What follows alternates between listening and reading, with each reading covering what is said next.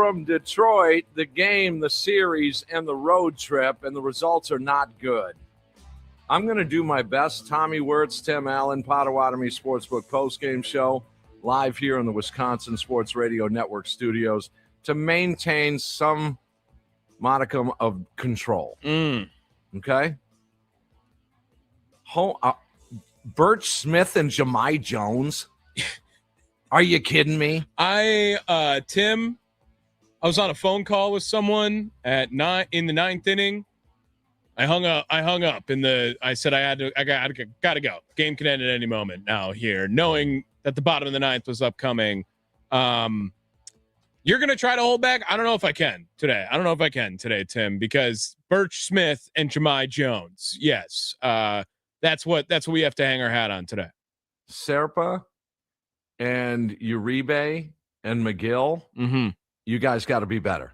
Well, McGill just have to be better. McGill did fine. It's just he hasn't been good until this last 2 or 3 games. Right. They can't get all three in lockstep together. You guys got to get it together out there. And again, it's Brewer brand of baseball. We're gonna take your feedback on this one. I got to question some swing decisions for this team on top of not hitting a home run once in a while. Yeah, exactly. Hit a homer once in a while. Everyone does. Jahmai Jones just did. Steve Sparky Pfeiffer coming back into the studio here. What's up, Spark? As we know, Tim Allen, every time he's been on our radio stations in the past, always tends to be on there when news breaks. Here we go. And normally it doesn't involve the Brewers, and news is breaking, and it does not involve the Brewers. Tommy is looking at me like, this better be serious. What happened to the Packers? Our boy Sham Sharani of the Bucks and Taylor Jenkins finalizing a deal to make Jenkins the franchise new head coach. Sources tell me and Ramona Shelburne. Jenkins, Bucks assistant in 18-19, went 250 and 214. Made 3 postseasons across 6 seasons. What's his first name? Taylor? Taylor Jenkins. Taylor He was on Budenholzer's staff back in the day, and then was coaching John Morant in the Grizzlies. Famous Taylor Brewers. Taylor Youngman. Tyrone Taylor. Taylor Green. None of them any good. Neither is Taylor Jenkins. Now, do we have to go wall to wall on Taylor Jenkins coverage? I like now? Taylor Jenkins. Did Jake Bauers play today? Nope. No. Would you trust Jake Bauers against a lefty before a Matos? I would trust Jake Bauers to coach the Milwaukee Bucks. Oh, shut up. I mean, he turned his mic off and he's gone now. That's all it took. I mean, wow. Read the room. Read the room, William Contreras. You can't help yourself 3-0. Bryce Terang, read the room. Did you see what these players just did in front of you? Did you see what Perkins did in front of you? Fought. Heavy, deep count. Did you see what Joey Ortiz did right in front of you? Fought. Heavy, deep count. And what do you do with the bases loaded and the Tigers on the brink of losing? Yeah. The game and the series. Mm-hmm. What do you do? What do you do then? You swing away. I have to question swing decisions. 3-0 by Contreras. What are you doing, dude? Clearly the man is struggling out there. He might be one of the most impatient hitters I've seen in a long time in a Brewers uniform. Well, William Contreras, even in the clutch, he doesn't waste any time. No, let's just do it. Completely unacceptable swing. I get it. The Brewers ended up taking the lead after that moment, but completely unacceptable and should not be forgotten. 3-0 count double play to end it right there with the Brewers moving along the way. I don't know why, Tim, he thought, and it wasn't a strike. It was probably ball 4. There's no excuse for duffing a 3-0 pitch. That should have been launched deep somewhere or fouled straight back where you just missed it, or popped a mile high to center field where you just missed it. You can't justify that. Was just flailing. That was just I'm going to hit 3-0 and that's that. You're not even hunting a pitch at that point. You're just swinging. I mean, this is a brutal loss. Brutal. You thought that they had a chance to steal it, right? I mean, it looked the roller coaster of emotions for this Brewers game today. It was Skubal is literally throwing a perfect game. It's going to happen. Yep. Like, that's what's going to happen. The first 11, I think, all getting retired. The first inning looked so easy for him. Everything after that, really, until that moment, right?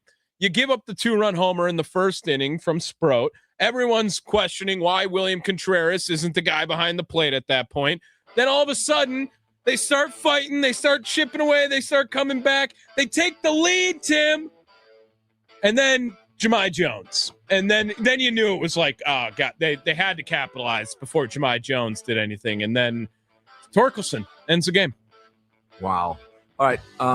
You tell me where this game went wrong, if you followed it. I like it. If you didn't follow it, then we'll walk you through it at some point in the next hour. All right. If you happen to be at work, you couldn't follow it, and they lost in the bottom of the ninth. Wow, almost. No, this was more brutal than that. 3 inning-ending double plays in this game with questionable swing decisions. We're going to hear from Pat Murphy and Nicolay Law talking text line for you guys at 414-677-1250. Potawatomi Sportsbook post-game show after a brutal loss.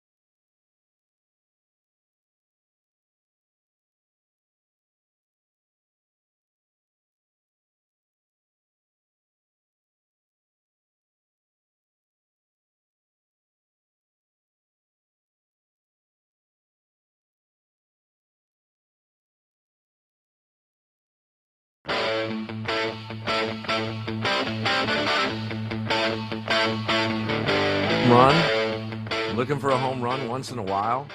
We like this brand of baseball, don't we? The Brewers fall 5-4 in the bottom of the ninth in Detroit as Torkelson walks it off.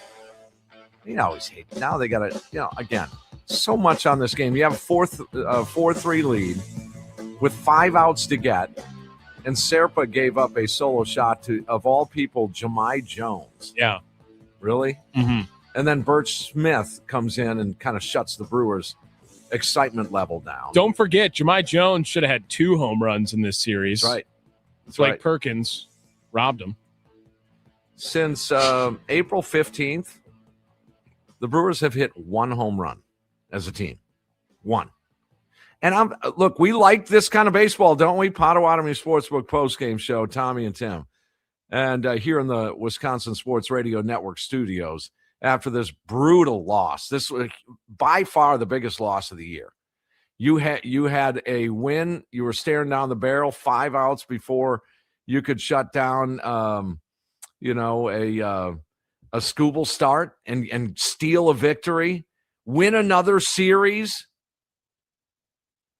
So now you're 13-11. But again, we like this brand of baseball, don't we? We bunt fest. It was bunt fest again. I like it. I do. Hit and run, stealing bases, move the runners. Yeah, it's cool. It's kind of our brand of baseball. But once in a while, someone hit a homer because that's what happens in baseball. Are you kidding me? Someone hit a home run once in a while. I'm not asking you to go back to the 3 ultimate outcomes of an AB. Home run, walk, strikeout.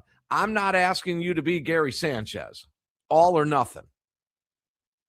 But my goodness, just somebody hit a home run once in a while because it tends to change a game like this. Tommy, you went over it in the leadoff show. Yeah.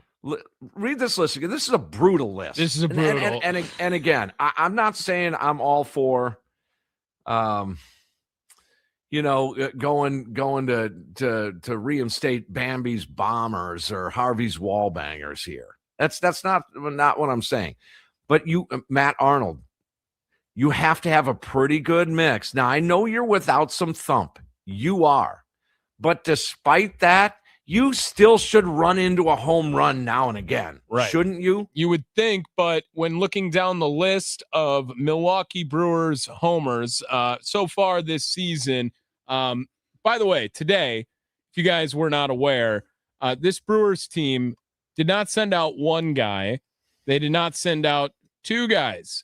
They sent out 6, if I'm counting correctly, players that have not hit a home run this year. We are a month into the season. Okay. Like this is not like it's 2 weeks in or, 1 week in. Even if you hit 1, you'd be pacing 6 homers. Right. Like there are, this is the last home run that every Brewer has hit in their career so far. So Bryce Terang has the most recent, in which he homered on the 18th of the month. So we are now 5 days since then. It'll be 6 days tomorrow since the Brewers have hit a home run. 1 home run on this road trip. 1 during this stretch against the Tigers and the Marlins. Wow.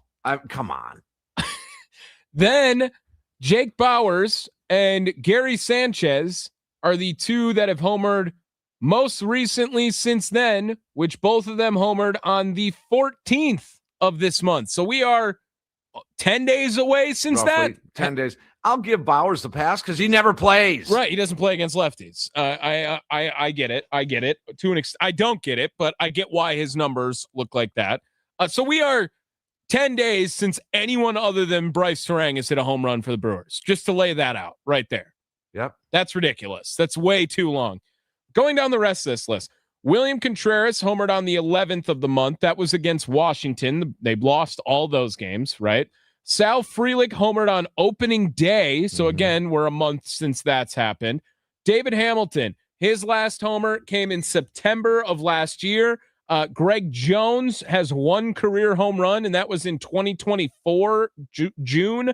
Brandon Lockridge hit a homer in September of 2024. That was his last one. Luis Matos, 2025 August. Garrett Mitchell had his homer this year. That was back on the 4th of the month, which again, now we're 3 weeks since Garrett Mitchell's hit a homer. The 25th, this one, I can't read this seriously, Tim. Joey Ortiz, July 19th of last year. Has he not played every game since then? Every game. Yep. I mean, everyday player. August of 2025 for Blake Perkins, September of 2025 for Luis Rengifo. What? Tim, it doesn't even seem possible. That doesn't even seem possible. That's because it's Greg Jones and it's Luis Matos and it's Blake Perkins and it's Brandon Lockridge. The current configuration. It's a bunch of Anthony Sieglers. Yeah, the current configuration. I'm not sure. I bet you Yelich has a homer in that time frame there. But I mean, obviously Vaughn and Churio don't in that. So maybe Yelich hit one, but I feel like that was early in the year, that 3-run homer. The 3-runner. Yep. It really might be 10 days since Bryce Terang has hit a home run. I think 10 days with 1 home run. Yeah, yes. That's ridiculous. That's just unacceptable right now. I want to get to some phone calls here, Tim. Do we want to get to anything before that, or we're good? I have plenty of time to gripe. We got 414-677-1250, the Nicolay Law Talk and text line. Ron is in Rome. Ron, you're up on the Potawatomi Sportsbook postgame show. Yeah, hi, guys. Thanks for ranting for me. Mm-hmm.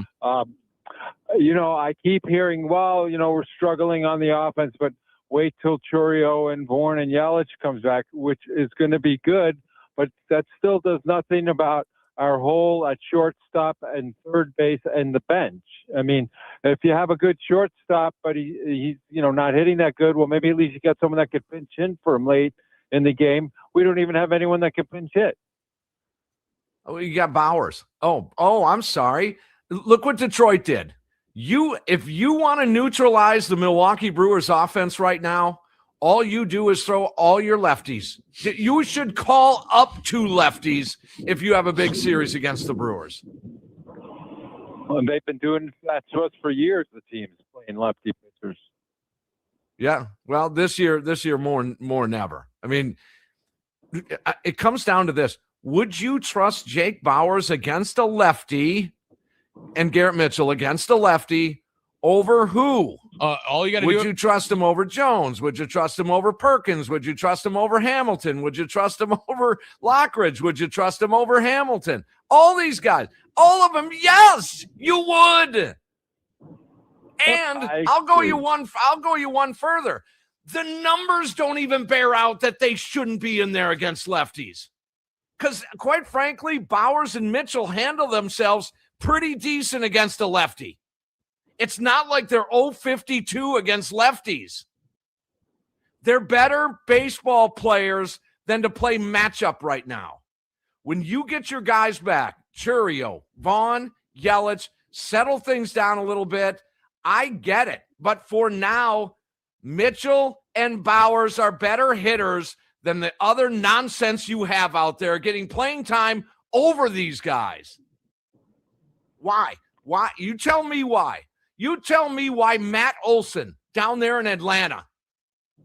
You tell me why he plays every day for 5 years. 5 freaking years he's playing every day. And these guys need days off? You explain that to me. Sorry. Is that a Matt Arnold thing, telling Murphy what to do? I think it could be. I mean, it could be a mix of both of them, man. Murph is he had a rough road trip too. I'm just willing to say. I know they went 3-3, but there were multiple days where we knew the lineup was completely not competitive during that stretch. He had the 9th inning yesterday. He has no faith in where to go with the bullpen right now. Maybe that's a bullpen fault, not his fault. But I'm just saying, I don't think he's innocent during this stretch. Did you see Aaron Ashby was slated? He was pitched for a record there for a minute. Oh, to get the win? Yes. Yeah, I mean, of course he was. Like, he just wants Aaron Ashby to have 47 wins this season. Why is Sproat's out? Someone want to tell me that? Look at the pitch count. Someone want to tell me why Sproat came out of this game? Well, it's because they wanted to sell out for today, Tim. They wanted to try to win today. Win today was the mantra. I can give them that. They wanted to sell out, put their best guys out there because you can win the series. Even if you lose to Skeens tomorrow, you have a chance to win the series again. And they sold out today, and it backfired on them because the guys they sell out with, quite frankly, don't They're have cold. it right now. Yeah, they're cold. Ron, you got anything else? Nope, that's it. Thank you. It just like kind of took over its phone call. Tim just we Tim, hijacked his phone call and he just listened to me yell at him for a while. Yeah. All right. Well, we'll get to another one here. Why not? Matt is in West Bend. Matt, you're up on the Potawatomi Sportsbook postgame show. How we doing, Matt? Hey, how you guys doing? Long time listener, first time caller. Thank you. So first thing, when is this Joey Ortiz experiment going to end? I mean, he can't hit. I mean, that double play today, it hit him flat in the glove. That changes it. But I guess the biggest concern is this offense without power. They're not going to make it down the rest of the season. I love that small ball, but we can't hit a homer if it was a curveball dead down the middle. I don't know if you guys have what are we going to do here? Because I mean, Churio comes back, and yeah, that's going to be power. But this lineup wouldn't even start for the Savannah Bananas right now. All right, Matt. Thank you, and thanks for checking in, man. Don't be a stranger. The other guys, the guys we just mentioned, okay, those that are still on the team by the time Yelich, Churio, and Vaughn are back. Tommy, follow me on this. Okay, go ahead. Because those guys are back, and when they get back, it does affect pitching around them. It affects the hitters before them. It affects the hitters after them. These guys we just mentioned, those that will remain, will start hitting more home runs. They will.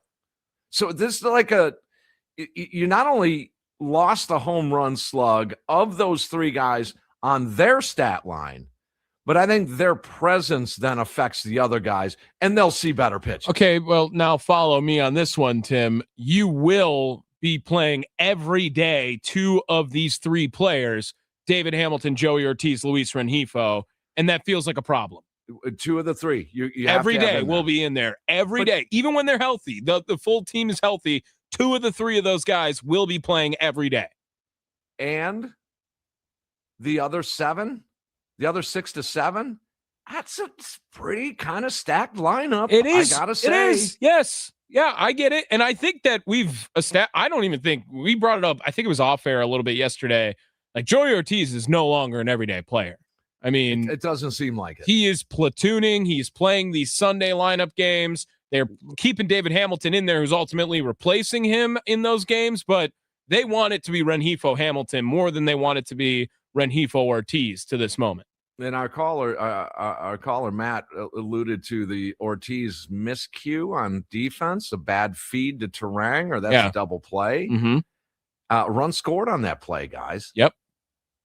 A big run in a one-run game. Mm-hmm. All right, Nicolay Law talking text line 414-677-1250.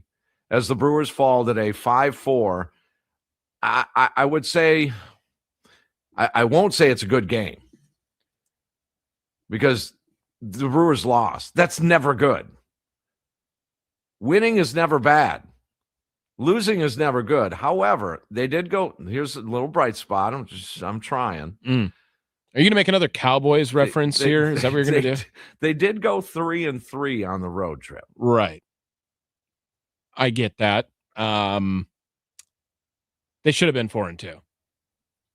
This and again, I am surprised by the losses when you have the lead late and less than 9 outs to get.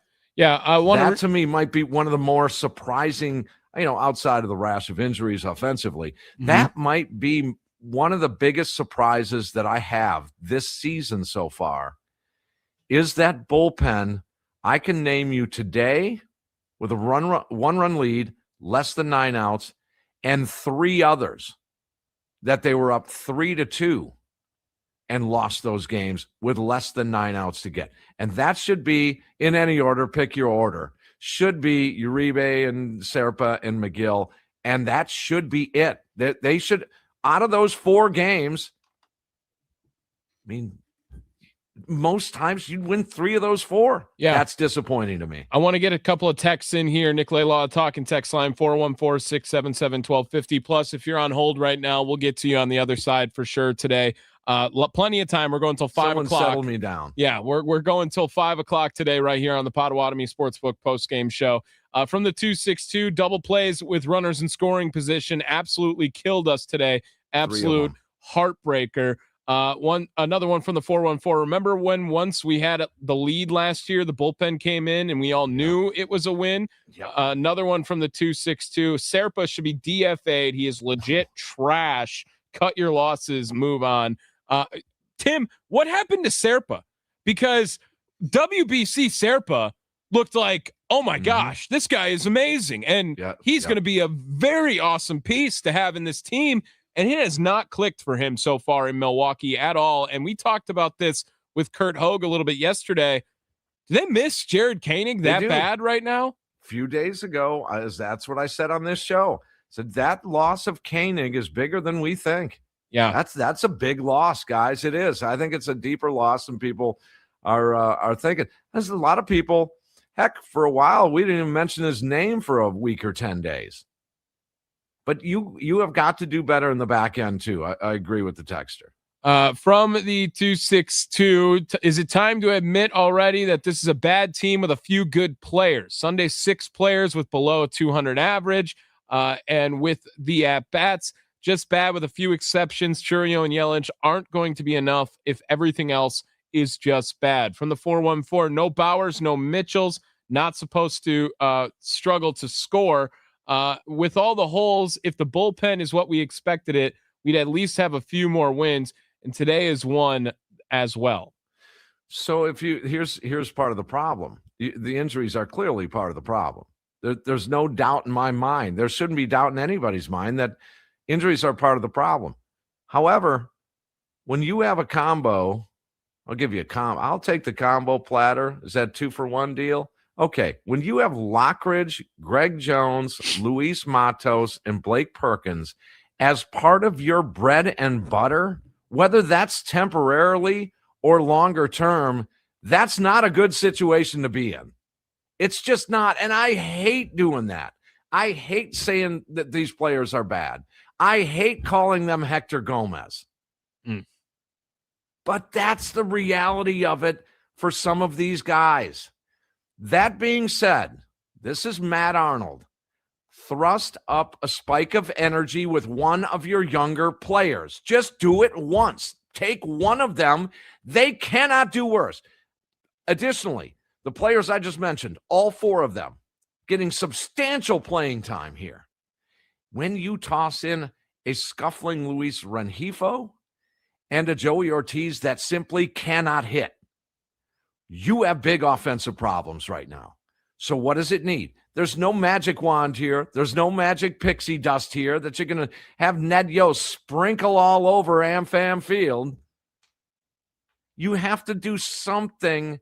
And what's the risk and reward to bring up one of your prospects to see what happens? Well, especially with what Lara's been on in AAA right now. I mean, the guy's been insane. A lot of people wanted him to come up when the Greg Jones spot was coming up. Ago. And now, I mean, the Greg Jones spot means nothing, and the rest of it hasn't been doing anything either at this point right now. Another one from the 2-6-2 with a bullpen that's unpredictable right now. Small ball is not sustainable in the absence of an occasional home run. They can't squeeze out 2-1 and 3-2 scores. They can't rely on the bullpen and the hold to lead right now. That comes from Larry in Wauwatosa. I don't know. There's a 906 text coming in here with some positivity. Some of these fans are ridiculous. This team is very good. Relax and stop overreacting. Well, we're just reacting. There's no such thing as overreacting here. I've said it for years. You just react. And that's too judgmental. When you say someone overreacts, they're just reacting. I'm just reacting. They are a good baseball team. And they're, quite frankly, all things considered, this bullpen, what they're doing, especially the back 3. I mean, Grant Anderson's been amazing. Ashby's been great. Despite the bullpen, despite the injuries, they're still hanging tough in this thing. They are. That doesn't mean today's game isn't a brutal loss. You can't just wipe away that loss today. It's just, I'm not saying it's easy, and I'm not saying I'm smarter than Matt Arnold, but my goodness, how did you get into this situation? Maybe I have an answer where they're just going to take a step back and wait for the next group of prospects to be ready.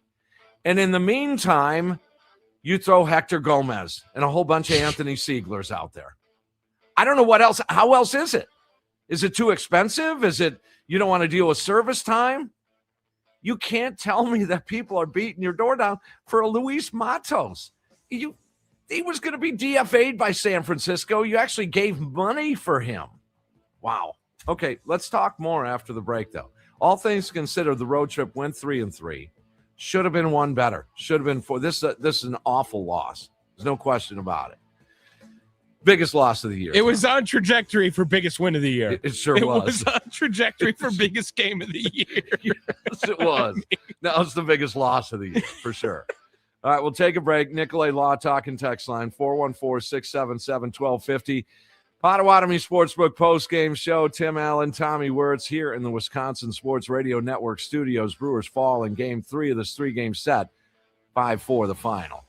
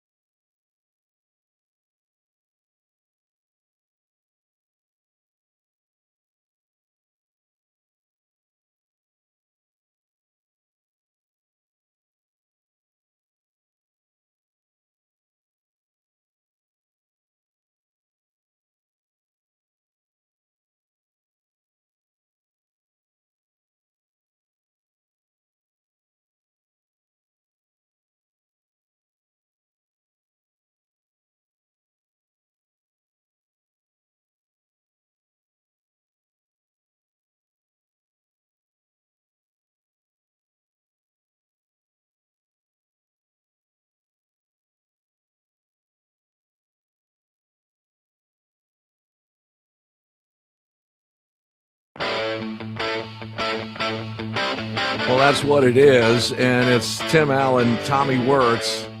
There'll be better days. Right, Tommy? Yeah, I mean, I get to work with Tim Allen every day. How can it be a bad day, right? Okay. I mean, on a day like this, you're probably thinking, the sun is can I out. take the day off. What a beautiful day today. You get to work with Sparky tomorrow. Yes. Rewind. We're going to rewind to what I call the Tim and Sparky days. Wow, very creative name. I know that. Tim and Isn't that something? Real creative. But the Tim and Sparky Day is going to be revisited tomorrow night on this show after Game 1 against the Pittsburgh Pirates. Brewers will go out, and they'll be this close to a sweep over the Pirates this weekend. Ooh, In fact, they're going to sweep the Pirates this weekend. I like it. That'd be awesome. How about that for positivitude? Okay, I hope they do, Tim. I do. They fall today. A bunch of callers. Let's get to them. And you can tell us or me to cool my jets a little bit, but I don't like the overreacting. I'm just reacting as a Brewer fan. Yeah, this is just me. Let's head back out. Mr. Ferguson, you're going to be up next here. Speaking of glowing positivity all the time, Mr. Ferguson, how we doing? Hi, guys. I'm trying to reach the Brewers postgame show, but it seems that I stumbled into a 15U travel team parents conference call of some sort. I've been there. Joey can't play. Involved. Joey stinks. Joey can't play. Why isn't he playing? Where's Jake? Johnny got a ground out. He hit it hard. Go ahead, Mr. Ferguson. Go ahead. Honestly, I don't even have words. I mean, it's like, when did Brewers fandom turn into the Mets fandom? This is beyond ridiculous. Oh, so you're great with today's game. Yeah, that's wonderful. No, I'm not. Did I say that? No, I did not say that. What I'm not doing is hyperventilating over a loss that you looked at on before the start of the game, chalked up as a loss. They got to Skubal. They got him out. They knocked him out of the game. Sproat had a better line if you look at it than Skubal did today. Mm-hmm. And why was he removed? That's a question for the manager. I don't know. I don't know what's going through their minds, and I don't think that those decisions are made in isolation. I think that's done with Hookie and some others contributing, and I don't know what the reasoning is. It's not for me to really say. It's a question you can ask him. I'm sure somebody in the press corps would ask it, hopefully.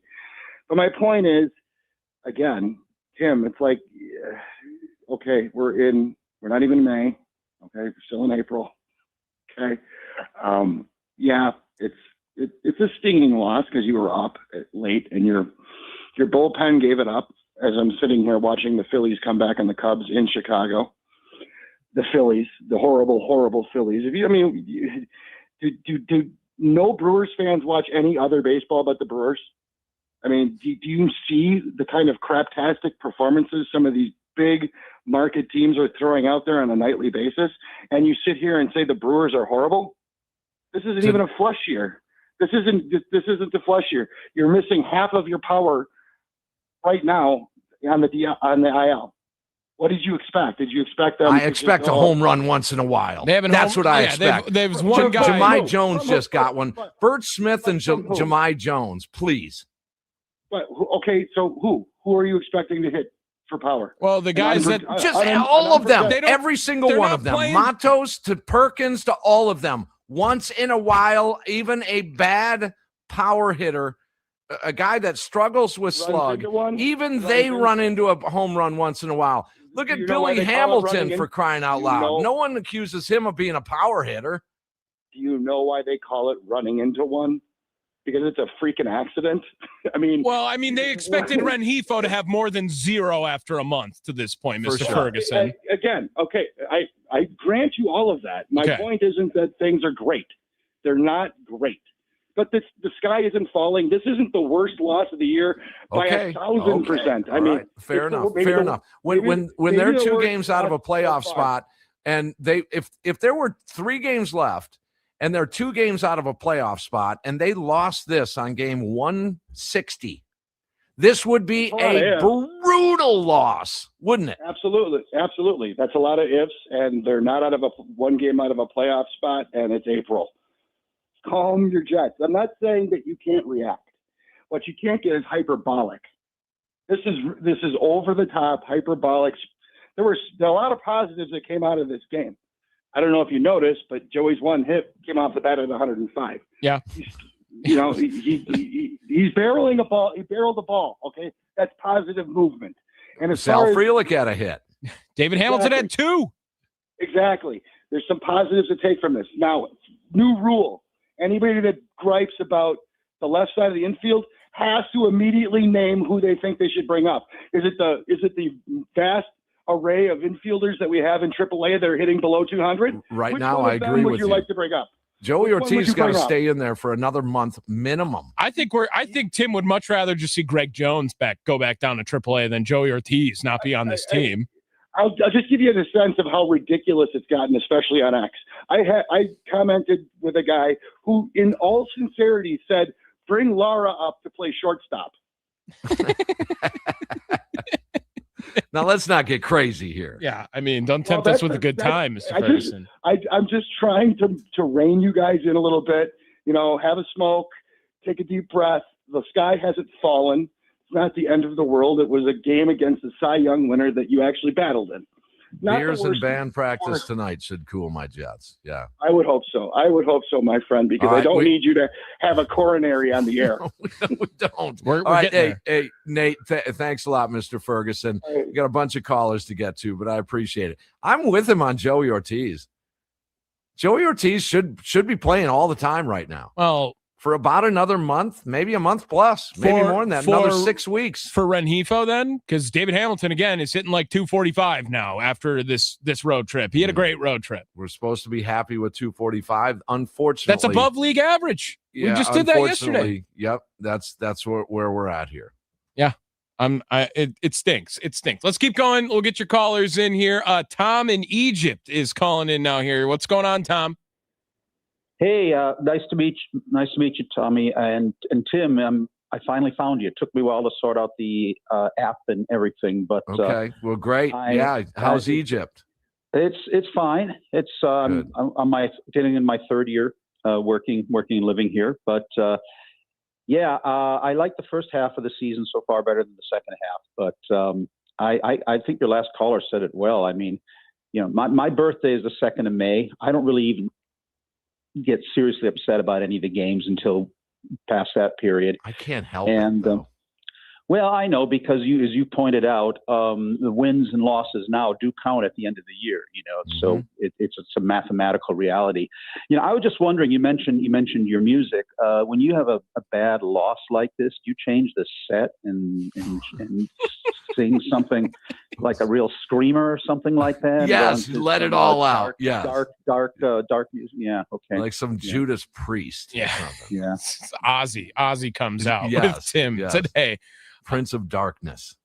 Yeah, I think they're going to be all right. I mean, and we've got all these injuries, and it's still early, and they're this division actually, the Athletic had a whole article about how this division is a surprising division. All the teams are looking much better than the big powerhouse, big money team. The Cubs are a big money team, but in the other divisions, the Mets and the Dodgers and everything like that. So, yeah, I'm so pleased that the baseball powers be recognized how essential you are to the Brewers season, and that I can still listen to the post game shows now that I've got the app installed and everything. And I'll check in with you through the year. I'm going to be back. My son's getting married in September, so I'm going to be in the U.S. then, and I'm going to shoot over to Milwaukee through part of that to see my aunt. So I'm hoping actually the timing will work and I'll actually get to see some games in person this year. Yeah, that'd be great. If you ever have troubles with the app, you can also watch us too, youtube.com, WI Sports Radio, if that gets any easier too. Tim loves it. Gee, that's fun. Tim's actually in a Speedo right now on here. I had one. The Brewer Speedo, of course. Okay, I'll keep that in mind. Yeah, that's boy, that's an image I wish. No, you don't want to see that. I don't know if I could just wipe my my memory clean of the last 10 seconds of the you'd nickname me Skeleton. Yeah. You look like one of these. You'd look like one of these mummies in the museum. Oh, nice. All right, Tommy. Hey, great hearing from you again. I'm glad you found us. Okay. Yeah. Take care, and here's to a good season. It'll be all right. All right. Thank you. Tom. Thank you. I have something I just want to bring up, Tim. Mm-hmm. A lot of positive fans, which is great. It's awesome. And I still have positivity for this team will be okay. Okay. Will, keyword. I want to say, like, the current configuration of this Milwaukee Brewers team is not okay. Right now, that offense is not okay. Yes, that's what I mean. Like, the team that has to put out Luis Matos and David Hamilton and Joey Ortiz and Greg Jones and Brandon Lockridge leading off. Like, again, like, no, I do not think that is okay. That's all I want to say. That's all I want to say. Like, when Churio comes back, when Vaughn's back, when Yelich is back, the optimism, I'm all back in. I'm concerned about the Brewers right now, staying afloat, being relevant to get to that point. Now, Tim, they were 4 games over 500, I think, to start this after game 1 with Detroit. And it took all the way until June 4th, I think, last year for them to get to 4 games over 500. Yes. So I completely understand how a season can change and really turn things for the better. But right now, I am concerned about the current configuration of the Brewers. That's all I want to put out there. Just right now. Yes. And that's why you need to celebrate every single win, man. It's huge until they collectively get things back together. As I said, once in a while, some of these fringe players that either should be at Nashville or on the street or in someone else's minor league system, some of these players should run into a home run. Okay, once they get healthy, those fringe players will run into a home run because those other hitters affect the rest of the team. Yeah, they do. Let's get one more caller in before the break here. KJ is in West Dallas. What's up, KJ? Hey, thank you for taking my call, guys. Sure. Tim, it feels like Murph is just putting on a blindfold and playing pin the tail on the donkey with his pitching staff out of the bullpen recently. I mean, Zerpa, he struggled the last several games. I think he's given up a home run the last couple of games. And surprisingly enough, as far as the offense goes, the guys at the bottom of the roster, the guys that you didn't expect it to come through, Ortiz, they came through Hamilton, today. They came through today. Yep. The big guys didn't execute. The one that really got me, they had Skubal on the ropes. I think it was the 7th inning. Bases loaded, 1 out. Contreras is up. He's got 3-0, and he swings and pounds the ball to the shortstop for a double play. I mean, they could have broken it open there. Even if he took, a walk there, it would have scored a run.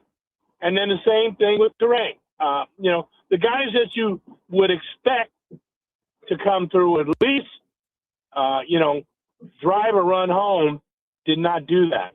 So, they're not executing. Their pitching staff at the end of the game did not execute. I'm picking Murphy as soon as 5 1/3 of an inning. It doesn't matter how many pitches the starting pitcher has. He pulls them. I don't know why, but it seems that's pretty much his MO at this point. Yep, 2 reasons why. KJ, I like the call, man. Stay in touch, all right? Yeah. I think 2 reasons, Tommy, why he will pull, like today, for example. You brought up the point, and this is one of these, that you're eyeballing a win. You're going Ashby, McGill, Serpa, and Uribe. He's eyeballing that win, and he's thinking, nope, I got it. I got it here. I'm close enough. We got the lead. I'm going for it. Or we're right there. I'm going for it. Shut this thing down. We got a chance to steal it. Either way. The other is the configuration of the pocket of hitters coming up in the lineup. I wonder if he's disregarding that now and just typecasting Serpa as your 8th inning man, and then Uribe's your closer, and McGill, until further notice, is that 6th, 7th inning guy. We'll see. What happens, Tim. Or is it looking at matchups? It's all matchups. Group of hitters. I have a whole thing about closers being dead in Major League Baseball that I went over yesterday. I can bring up with you if you want to, that I think would help ease people on they need a 9th inning guy or whatever it is, because it's not just the Brewers. Everyone's doing this right now too. No doubt. And closers that just are locked down, 37 of 39 chances in a season, they're disappearing. They are. I mean, we're used to it, so maybe it's a little different for us. Finally, that Brewer fans have to go through this. All right. Again, we'll take more of your calls. Get to Pat Murphy coming up. Nicolay Law talking text line 414-677-1250. A brutal loss today. I don't know how else to tell you. I mean, I would say it was a good game, but they lost, so I won't. But I will say this. It had a little playoff feel to it. It did. There was a lot of nervous tension going on. And I'll ponder this through the break. It's not just 3-0, a swing from William Contreras, that everybody across the board hates it. Lane Grindle, Josh Mauer on the flagship, they loved the swing there in that situation. They were just glowing over the swing. I don't agree. I think that was a mistake. That was a swing decision that everybody, I would think, would want to take that one back. All right, we'll take a break here. Potawatomi Sportsbook postgame show. Don't go anywhere. Still a lot to get to. Tim Allen, Tommy Wortz live here in the Wisconsin Sports Radio Network studios.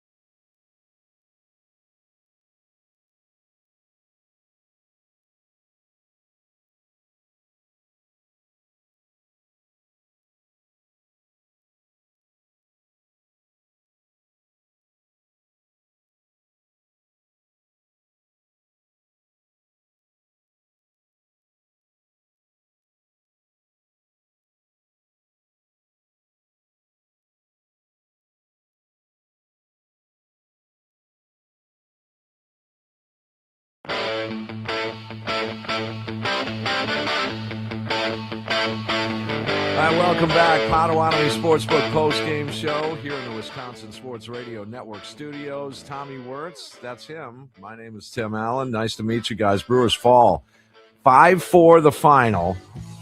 And it was a sort of a back-and-forth affair. The Brewers had their opportunities. The Brewers had the lead late, had the lead in the bottom of the 8th inning when Jahmai Jones had a pinch-hit home run to tie it. Off Serpa, and then in the 9th inning, bottom of the 9th inning, it was Torkelson against Uribe, and that didn't end well. That was a walk-off solo shot. Also, breaking news today, we'll take your calls on the new Milwaukee Bucks coach. What do you think of that, Tommy? Taylor Jenkins. Taylor Youngman? Jeff Jenkins?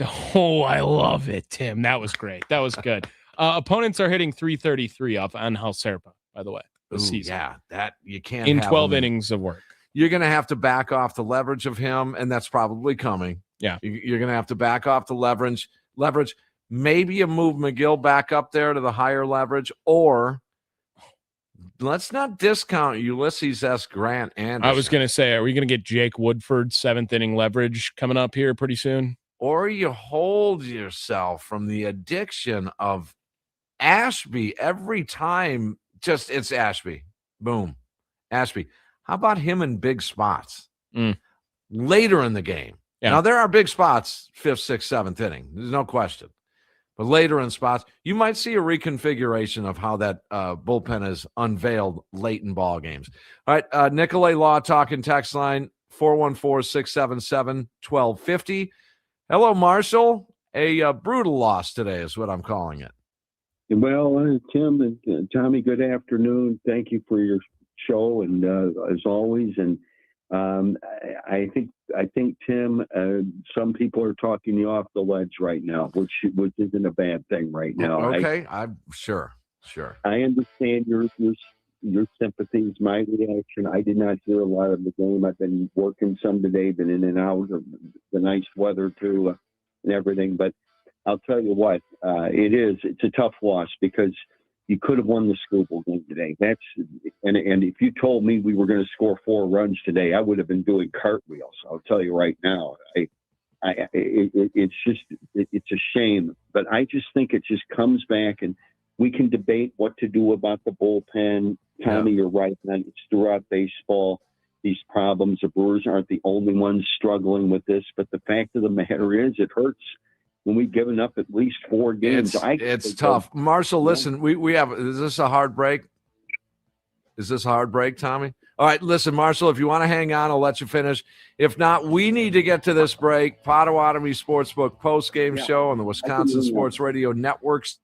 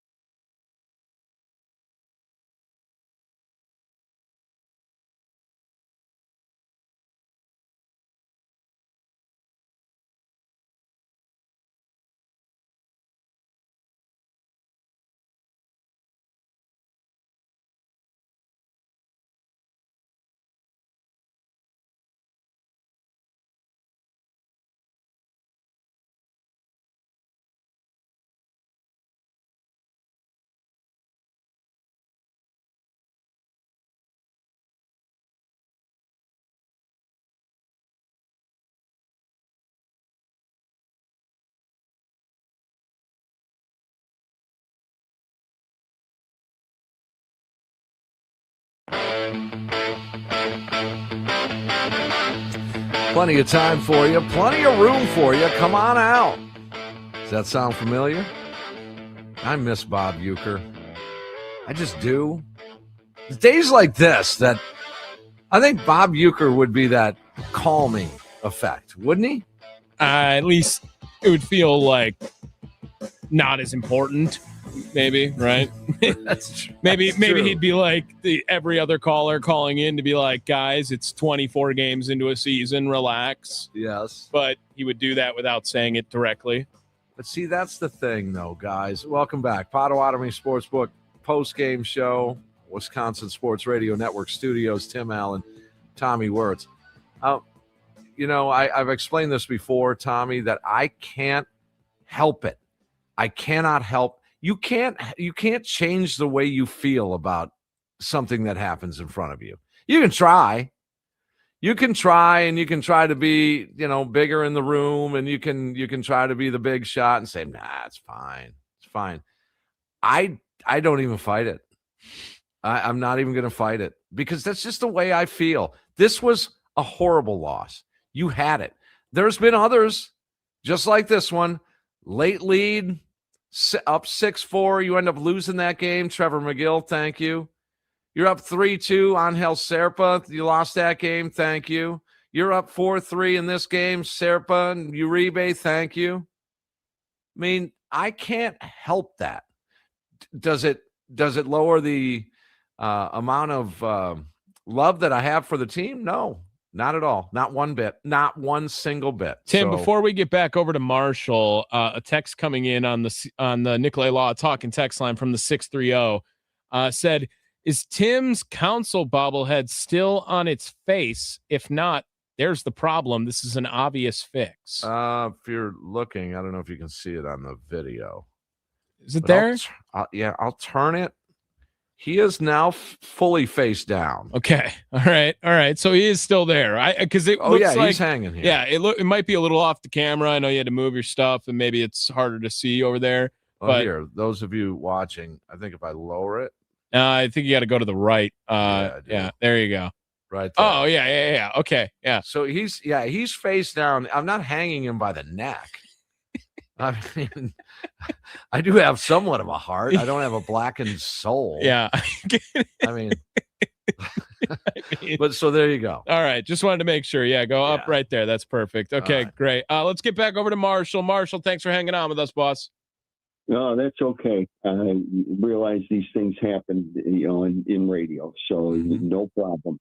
But you kind of said it, most of it, just the bullpen, and just hopefully that'll get sorted out. And let's hope we can do great in the Pittsburgh series. I felt realistically, if we could split the Skubal Skeens exchange, we would pretty much take that. There's still a chance to do that. Yes. So we'll see what happens. And given the choice, I would rather win the division game in the first place. So let's hope we can turn it around tomorrow and this weekend. I think we will. I think we got a good shot at least two, I think, this weekend. Hey, Marshall, you'd be a good test case here. You seem to be a trendsetter, always out and about and clubbing at night. Can I ask you, when is the perfect time for your schedule to have a Brewer game start? I kind of love 6 to 6:30. I know it's more in Eastern time, Central time, Mountain time, all the time zone things, but that would be more ideal for me. I've always liked getting it over with early, as opposed to later. I realize that's not always possible. Okay. I can remember in my days at UNC when we had no lights in Kenan Stadium a long time ago. You could set your watch on Saturday football at noon Eastern time. It would be 11 your time, guys. So in a different life, I was used to getting the sports done earlier, but I know it doesn't work that way as much now. But that would be the way to go. And I just have a little quick joke for you guys before. Oh, joke time. We need a joke. Yeah. We have to lighten this up a little bit. I could talk Egypt with Tom forever. I spent some time in the Middle East back in the late 80s. I wish we could sit down and just talk over a beer on it. It's he spent more time there than I ever did. But let's just say that we don't have any skeleton crews today, which is nice. And once we get healthy, Christian Yelich and Jackson Churio will rise out of the sand like the rising Sphinxes. Wow. Okay. Thank you, Marshall. All right. Go Tar Heels, Marshall. There you go. All right. Knock joke is next. When do you want a Brewer game to start, Tommy? During the week, 6 o'clock is fine. During the week, I get that. If it was ideally my favorite, I love Sunday baseball. I mean, I love 1 o'clock starts. And if it started at noon, I wouldn't be mad about it either. I understand why they don't do it at those times, but my favorite time, as someone who works in sports media and is kind of always working around it, I understand how that benefits my schedule the most. So if you were in the middle of the day and you're an accountant or a teacher or whatever else going on, like I get why you're like, oh no, you can't have a game start at noon or 1. In my world, it would work perfectly. And I love that. Now I don't like London games that start at 8 a.m. There is a middle. Football, right. Yeah, there is a little bit of a grace period there for me that I would rather wait till 11 to start anything. But yeah, 1 o'clock games are my favorite for sure. I would like the Brewers to start at 6:19 every night. Oh, you know what they should, Tim? They should start at 4:14. They should start at 4:14. Well, I mean, kids, work. I think the work would be the thing for the 4:14. Why 6:19? Well, just better than 6:20. Was that a better joke than? Yeah. Okay. Pew pew pew pew. It's called shots fired there, Tim. That's called shots fired. Let's keep going on the phone line here. Uncle James, I'm so sorry you had to wait this long, Uncle James. How we doing? What it do, gentlemen? I ain't gonna ask what it do because they ain't doing too damn good. But I mean, because Matt Arnold's got to pull the trigger on something. Can we get something for Chad Patrick and Blake Perkins, or would somebody laugh at us and hang up the phone? We got to make a move, some sort. I think if you added a prospect to Chad Patrick, Blake Perkins, and then a prospect, I think it could net you something. Yeah. Well, yeah, and we got Henderson or Gassner to bring back up. So I don't know. I think doesn't our minor leagues got anybody other than Tyler Black to look forward to that's got a damn bat that can hit the ball? Well, to your point, I wanted to update you guys at some point. Doesn't really help out the bats right now, but Craig Yoho was reinstated from the IL and has been optioned to AAA Nashville. I would say that Uncle James, he'll be up with this club pretty soon here too if this thing keeps going the same way it has been with the bullpen. Are you tipping back a few this afternoon? Well, you could tell. Well, yes, I'm doing some heavy-duty day drinking because it's on Terry's 56th birthday today. God rest her soul. Rest her soul, yes. Yeah, she passed away, of course, back on August 15th to 25, same damn year that we lost our cat, and the same damn year Bob Euchre passed away. So all three of those are looking down on us, but from above. But we're here to pick you up, Uncle James. Well, yeah, you're right. It was a tough loss, man. We should have won this game. I kind of missed part of the game. My buddy Chad came over, and we were going to hang some blinds, but then we started smoking some cabbage, and all of a sudden nothing got done, and then he got hungry. I fed him, and then it's time for him to boot scoot. So, I'm sitting here by an empty house by myself, getting buzzed up, but what the hell? What a life. Yeah, what a life. Well, I got to work this weekend, so. Okay. But anyhow, now, Timmy, are you at home or are you actually at the radio station? Tommy, you're at the station, right? I'm in our secret location studio. Oh, okay, because I wouldn't think what time would you guys have to leave to meet up? Like the 7th inning or somewhere in there? Yep. Yeah, about the 7th. We were texting today. When Contreras swung at 3-0 with the bases loaded. I think, Tommy, you and I and Sparky had a little trifecta of text messages. Oh, did we? A little love triangle? I I was not love. I was out of love at that moment. All But three of us were not pleased with that swing. that was a bad occurrence.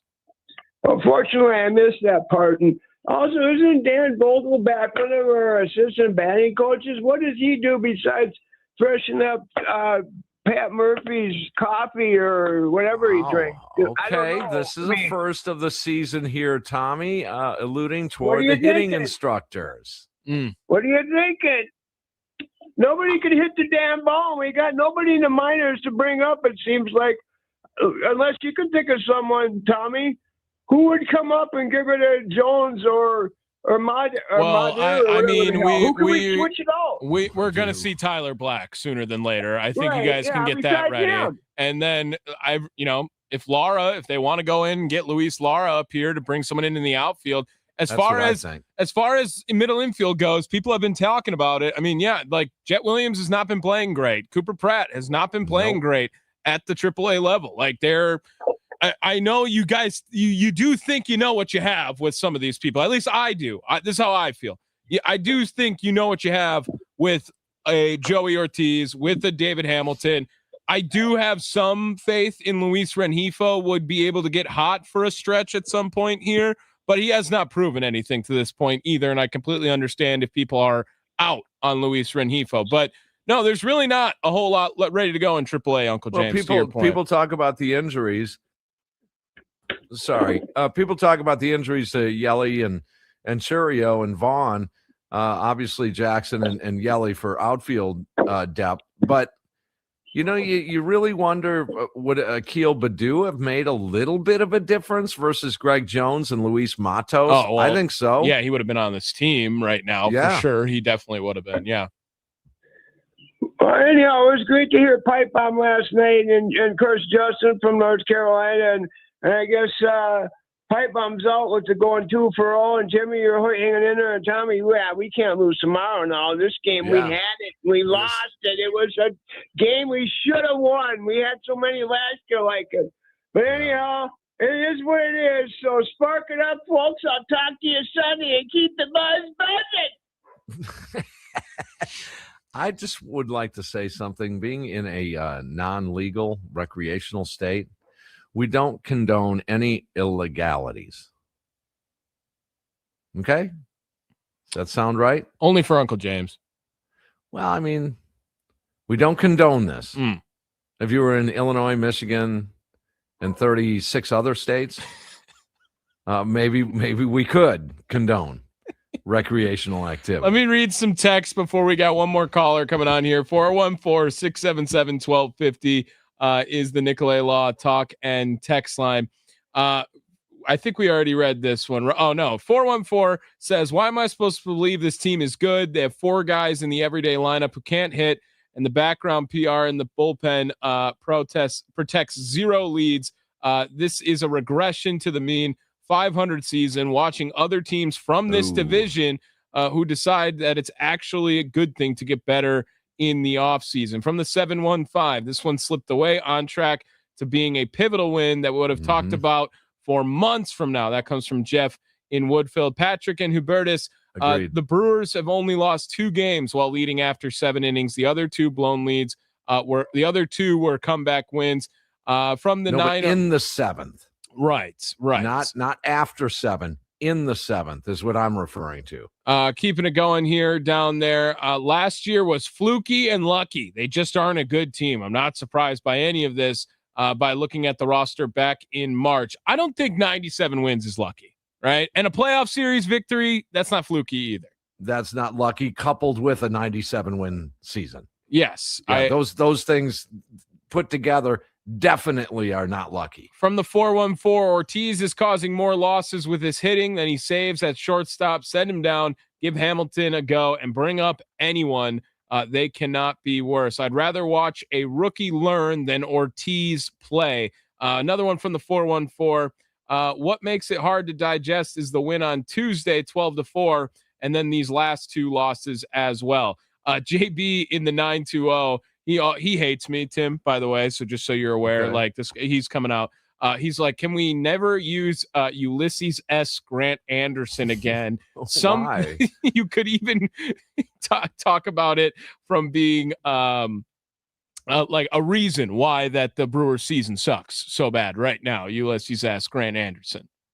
Well, I just think it's a funny nickname, don't you? I do too. Yeah, I know. I'm telling you, if you ever just see JB, he's got beef with me. It's all right. He doesn't like me.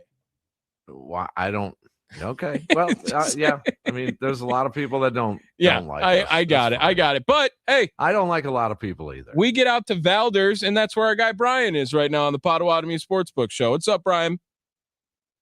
Well, guys, we're going to react like Tim said earlier about the loss. Yeah, it was a tough loss today, no doubt. But it was about a week ago. I called in and I told you that I was very worried. Because when you lose three studs out of your lineup, you got to hope all the other areas are lights out in order for you to do well. And today, facing Tarek Skubal, tomorrow Skeens, we had this game where it's for the takers. The problem I have is that our bullpen just has not been good, and that's where I put more of my efforts. That's the biggest surprise of the season for me is the back end of that bullpen. Right, and Zerpa has been somewhat of a disappointment so far. Can't say he can't get better, yes.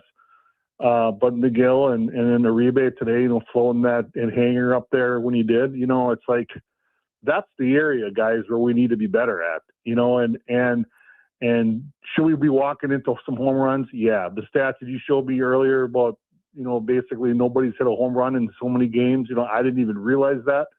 We're all happy when we play small ball when we win, but when we play small ball when we lose, then the first thing we think about is, well, why aren't you hitting home runs? And that's it's got to be a good mix. It has to be a proper mix. And they're without, granted, they're without a bunch of slug. They just are. That's the reality. But on top of that, you would think a Greg Jones would run into a homer once in a while. You sure would hope so. And again, facing the pitches we're facing here with, and I'm not trying to, give the credit to Skubal. I thought we beat him today. But it's going to take a good win tomorrow, big win to beat Skeens tomorrow, and everything has kind of went against us this April. Whereas the team down south, everything has went for them, and we just have to fight back and to say that we shouldn't have had 97 wins or this or that, guys. Some of these callers, I'll tell you, some of these people that text, I'll tell you, just they need to go back where they came from, because ultimately I don't think they watch much baseball, quite honestly. Oh, throwing down the Johnny Law, Brian. Well, really. Really, think about it. Come on, 97 wins last year. We've played as well as we have. Let's not get down after a 13-10, 13-11 record right now. After being down as beaten as we are, let's get after it. And a lot of baseball to be played yet. All right, Brian. Thanks for the call. Thanks, Brian. 414-677-1250, Nicolay Law talk and text line.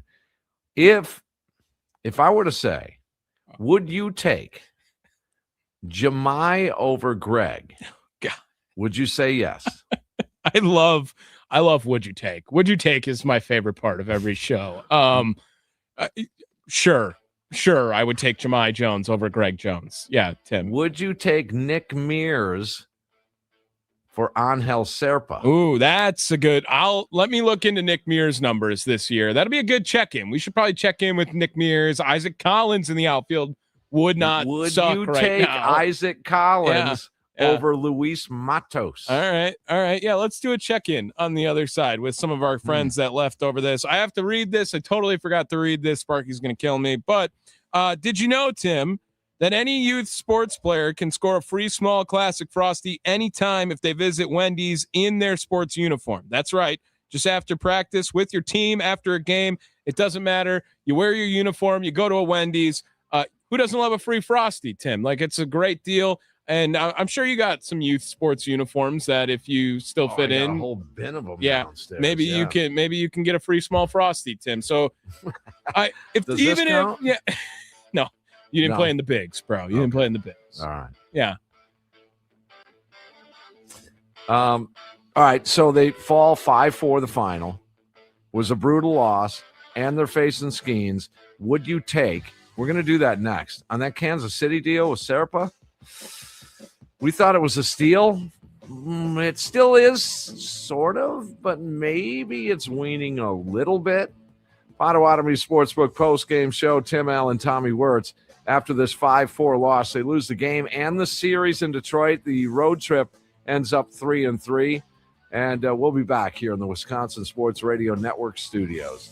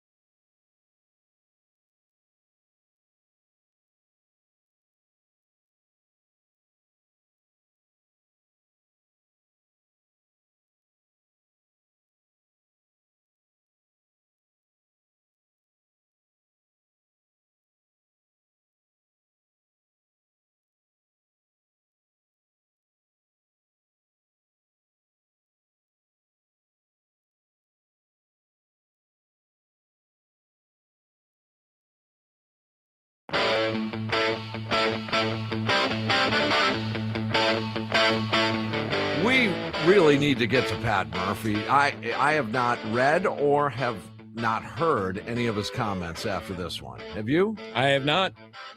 I love to hear it spontaneously and just to react to it. I remember years ago, by the way, the Tim and Sparky reunion show is tomorrow night after the game. That'll be a Skeens against Woody matchup at American Family Field. Dude. And that's going to be good. I will also say that I'm getting so many, I don't know about you, Tommy, but anytime the Brewers have a cool giveaway, I get texts. Yeah. Hey, can you get me tickets? Can you get me tickets? Really? It's that the Saturday night game is the windbreaker jacket night. That one does look good. Oh man. I gotta relook at the date for the bar dice. That's the one that I'm thinking about it. Gotta find a way. I found a way to the cribbage board. Like cribbage, I don't know how much you are into the game, Tim, but I love cribbage. Okay. Absolutely. Like family game, played it all the time.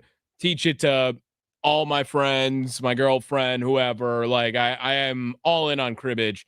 And that cribbage board, I had to be there for it. I mean, I had to be there for it. Ended up going with a big group from the bar my dad goes to. Mm-hmm. And I think like you go look at eBay, it's like worth $100 still now. So that was one of my favorites. And I know the dice and the windbreaker look like they're going to be awesome too. Well, I wonder if the cup is going to be one of those that just smash on the bar and kabang and, you know, the bar dice. Mm-hmm. Yeah. Or would they have not been maybe better with left, right, center? I don't know. I'm unfamiliar with left, right, center. Oh, you're okay. We'll see that. That's probably why they don't do that. Okay. That's, I guess, a big deal in our world. It's a gambling game. Oh, all right. Well, you know what they need to do is they need to have little Game Boys with video poker to give out to all the children. No, you can do it on this. You can do it on this right here. You can play video poker on this. Yeah. It's a practice. Practice. It's a practice. It's like right after Coco Melon, put on video poker for the kids. Yeah, let them teach them young. Yeah. All right. So a 5-4 loss. Potawatomi Sportsbook post-game show. Tim and Tommy here trying to make sense out of this. Want to hit our insurance run of the game, or do we want to go with Pat Murphy? I'm kind of delaying the insurance run. Let's see where the sounder. Could go rewind too. Let's hear from the manager. Let's do it.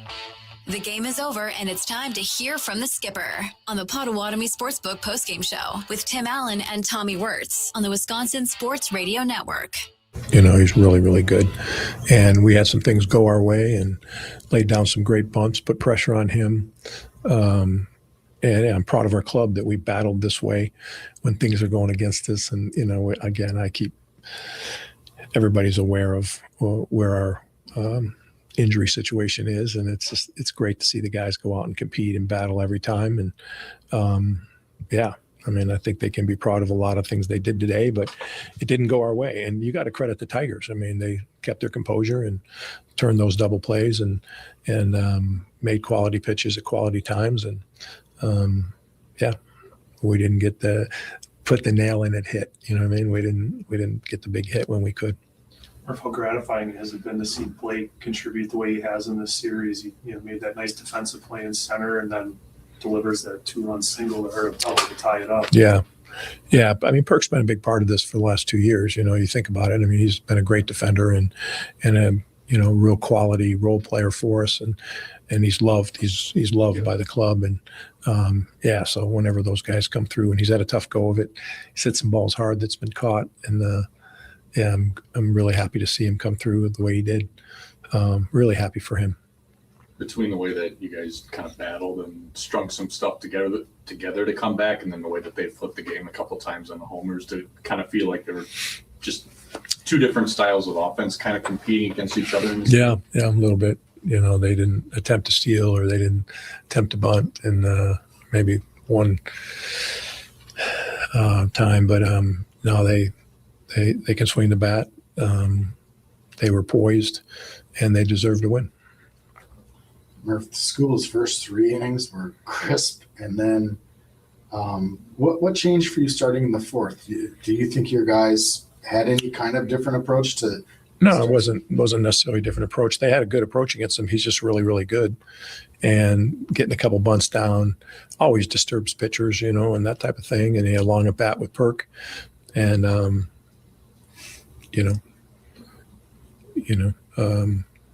threw a ball closer to where Perk can get it. And the rest is history. He did a good job. But you get 6 innings out of your starter and into the 7th with 5 hits or whatever we got off him, and 2 of them are bunt hits. That's pretty good pitching performance. He was very good. Murph, what did you think of Sproat today? I think Sproat was great. One of the snafus we made was in the first inning. We didn't let that ball go from Lockridge. That guy might be out at second. So that's one you got to look at. And then he gave up the homer and a breaking ball. But other than that, I thought he was outstanding. He started yanking a little bit in the 6th. And, the leadoff walk, and then however else the next guy got on. But luckily, we kept the damage down. But I think, I think he did a really nice job. It's a really step forward for him again. What do you make of Zerpa and Murph this month? March, we talked about what he did in the World Baseball Classic. And how do you think he's doing right now? Yeah, obviously he hasn't got the results he wants. He threw the ball great today, but made a pitch to Torkelson that he was looking for and got to. So maybe he's got to put him away before that. But it was a Torkelson, yeah. No, Jones. Yeah, Jones is. They're looking for that on Zerpa, and he's got to be able to do more than that. But. Tip your hat to Jones. Tip your cap to him. For you, Williams 3-0 in that situation on the double play ball. Yeah, you're facing Scooble. That might be the only decent pitch you get, and I trust William. He knows what he's doing, and we'll swing 3-0 as soon as we'll swing 3-1. I get it, but he's the guy. We went up there in that time, and he had a great swing off him before that. But that's just like one of those things, Like maybe he takes a little bit off it, and William gets a little bit over it. But it hurts. It's gut wrenching, but a lot of good things happened today. So I'm thinking about the health of the club, and they know they went and competed against a number one and a high end number one, and did some really good things. Who gave the crew some breathing room? What play was it? It's time for the insurance run of the game. Brought to you by G2 Insurance, your friend in insurance. On the Potawatomi Sportsbook postgame show with Tim Allen and Tommy Wortz on the Wisconsin Sports Radio Network. Talking about that 3-0 swing by Contreras, of course he loved it. I will tell you this. I know it's Scooble out there. But considering what he had done prior to the Contreras at bat, he was all over the during place. the Contreras at bat to fall down 3-0, I'm convinced he wasn't going to throw 3 straight pitches in the zone. You can't swing 3-0 in that moment. I'm sorry. The game was tied at that if point. I'm Contreras, I would have considered taking the next 3 pitches. Yeah, I don't get it. Insurance run of the game. Do we give it to the lead run, I guess? I think at that time, the Brewers did have a little insurance there, a 4-3 lead late in the ball game. Yeah, and it's brought to you by G2 Insurance, your friend in insurance. Here it is. Hamilton, base hit left field. Brewers have a 4-3 lead. Had so much space over on that left side, and Hamilton guided it through. Yeah, thank you, David Hamilton, for the not enough insurance run of the game. But in sports, you want a teammate who's been there before in Wisconsin. That teammate is G2 Insurance Services. They aren't just an agency. They are your friend in insurance. Whether you're a business owner needing a specialized BOP or a homeowner protecting your family, G2 builds relationships on honesty and value. From auto and home to complex commercial coverage, Tom and the team at G2 have been the neighborhood pros since 2004. Don't get caught Without a game plan, call G2 Insurance Services today at 262-784-0644 or visit g2ins.com. So he thought, Murphy thought Angel Serpa pitched great. Do we have a Soup pitch great moment here? Oh, man. I don't know about giving up a solo shot to Jahmai Jones to tie the game is pitching great. Sinker caught a lot of the plate. So I would disagree with that description of that. Speaking of Serpa, would you take back Collins Mears for Serpa? So I'm looking right now. So far this season, I'm going to pull up Isaac Collins here while I have this, but I have Nick Mears right now. His stats readily available. Nick Mears is 1-1 with a 3.12 ERA on the season in 8 2/3 innings. He has 6 strikeouts with a 1.15 whip. How many appearances? In those 8 nine appearances so far. That's pretty good. Yeah. Isaac Collins, as of right now, however, would fit in perfectly on this Brewer team. He's hitting 183 with 1 homer and 60 ABs right now. Sounds like a Brewers outfielder right now. Yes. Be great. And just for fun, should we look up Caleb Durbin while we're at it too? Of course. Caleb Durbin, as of right now, his stats for Boston, 147, 11 hits in 75 at-bats. He does not have a home run this season. Fit right in with Joey Ortiz. He would fit right in. What about one Andrew Monasterio? Oh my gosh. Are these going to be better than Joey Ortiz's numbers right now? I'm going to guess yes, but not as much playing time. Ooh, actually, Tim, it's pretty much identical if I remember correctly. Now I got to look up Joey Ortiz just to make sure that his stats look the same. But so far this season, Andrew Monasterio, 31 at-bats, 6 hits. He's hitting 194 with no homers. Joey Ortiz is hitting 193 with no homers and has 4 runs. They're all the same player. Yes, I mean, literally all. They're just all the same player. Oh, you know man. what? The trump card would be, what about one Anthony Siegler down at AAA Pawtucket or wherever the Boston AAA affiliate They're is? in Worcester now. I know that much. But Anthony Siegler's stats this season, boy, this is so. Tim, this should be interesting. Oh, okay, never mind. This is Anthony Siegler. Anthony Siegler is a career 194 hitter. By the way, just Fit right in. Just wanted to throw that out beforehand. So far this year in AAA Worcester, 167. He's hitting right in. All of them. They're all the same guy. Hey, do we David, collect light hitting utility men? Is that what we do? Yeah, who are 5'9", because that's also right on this. But David Hamilton right now, again, he's I get it. He's bunting every time. David Hamilton has 14 hits and is hitting 246 this year with 57 ABs. That's in large part to just scrappiness and being that guy. Also, he had a 4-hit game. He had the 4-hit game in Miami. That helped. And he picked up a couple of hits in this Detroit series. He's had a really good let me see if I can look at this.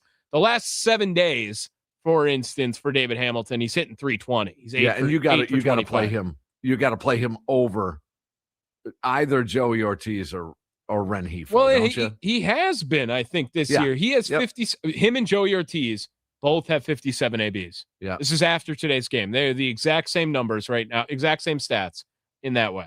So, I mean, on the infield, you do have one little bright spot. I mean, on the left side of the infield, you have the bright spot in David Hamilton, kind of stepping up as that, super utility role on the infield. And you have Lockridge in the outfield, who I think has stepped up to play sort of that utility guy in the outfield, So you do have some depth, but that's where they belong, at depth. Yeah, I mean, he's hitting 274. He's got no pop too, Tim. I mean, that's another thing right now. We've been complaining about that. He's got 3 extra base hits this year. They're all doubles, Brandon Lockridge. No homers on the year. I mean, his slug at this point it's in the 300s. Well, look at the hits in this series alone. 2.8 billion singles, And then you got back-to-back doubles today. You had a 16-hit attack in your victory in game 1. 13 of those were singles. So again, once in a while slug. I'm not a big, you got to hit home runs or you can't win in baseball. The Brewers have proven that to be wrong. They clearly have, but just once in a while. All right, we're going to rewind and go back to what the Brewers did on this day in franchise history, April 23rd of, is it my turn? It's your turn. Oh, no, I think it's my turn, right? Because you went to the 2000s. Or did I? No, I went 09 yesterday because we tried to name the whole roster. Yeah. Okay. Yeah, your turn. All right. We got to go back to 1980. That year? Or if indeed they won on today's date. All right, we'll do something in the 80s. Okay. Guaranteed. We're playing the 80s next here on the Potawatomi Sportsbook postgame show, live in the Wisconsin Sports Radio Network studios. Big news today. The Brewers lost. But big news today, the Bucks have a head coach. More on that after the break here. Tommy's going to break it down on striking news. I almost swore on the air of right the there. Bucks hire. We'll be back on the Wisconsin Sports Radio Network. More on Old Man Jenkins next.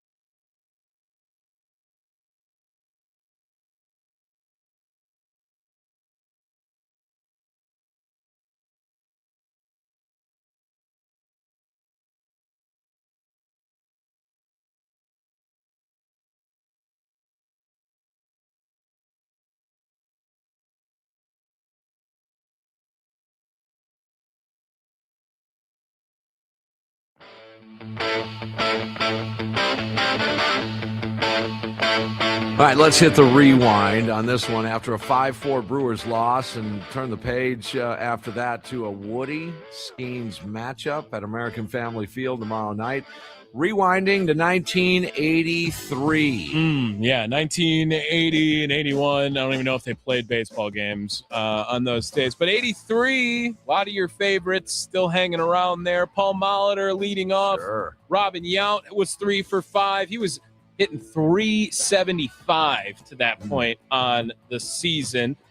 Cecil Cooper at first base. Ted Simmons behind the dish. I feel like we haven't said his name when we've gone through these yet. 23, yeah. Gorman Thomas in center field. Ben Ogilvy in left field. Don Money DHing. Charlie Moore in right field. 22. And Jimmy Gantner at 17. Second base there. Mike Look at Caldwell. that lineup. Yeah, Wow. I mean, just way different vibes than, man, if you showed Robin Yount this lineup today and he was comparing it to 1983, he might spit. Wow. I mean, Benji, look how deep he's hitting in that lineup. Yeah. Wow. Mike Caldwell was on the bump. We've said his name quite a few times. Going up against the Rangers. I don't know if I know a single name on the other side here, Really? Tim. Billy Sample. Okay. Wayne Tollison. Yeah. Buddy Bell. I feel like David Bell, his son, ended up playing for the Brewers. Right, yeah. Buddy Bell was a 5-time All-Star as well. Like, that name maybe said something, but He's the son of Gus Bell, who played in the Bigs. do you know what other teams he played for? Buddy Bell? Yeah. Rockies? No. Late? No, 1988 is his last season, Buddy Bell. Did he manage? Maybe coached with the Rockies? Maybe that's what I'm thinking. The Cleveland Indians? He did play with the Cleveland Indians for a while, yes. From 72 to 78. Okay. 79, put 10 years in with the Rangers, the Reds, as well as the Houston Astros as well. He actually went back to the Rangers. Not quite 10 years. I don't remember him with Houston, right? Okay. And the Brewers won 3-0, and they didn't hit a homer. So Who else is in that Rangers lineup? Let me see here. Dave Hostetler, George Wright, Pete O'Brien, Bob Johnson, Jim Sundberg. Jimmy Sundberg ended up playing for the Brewers later on. Bucky Dent. Is that a name? Oh, wow. Yeah, Former White Sox. Yeah. And Rick Honeycutt pitching for them as well. Pitching. Okay. Very good. All right. Well, that's going to do it for us here on the Potawatomi Sportsbook postgame show right here in the Wisconsin Sports Radio Network studios. Tomorrow, NFL Draft Central.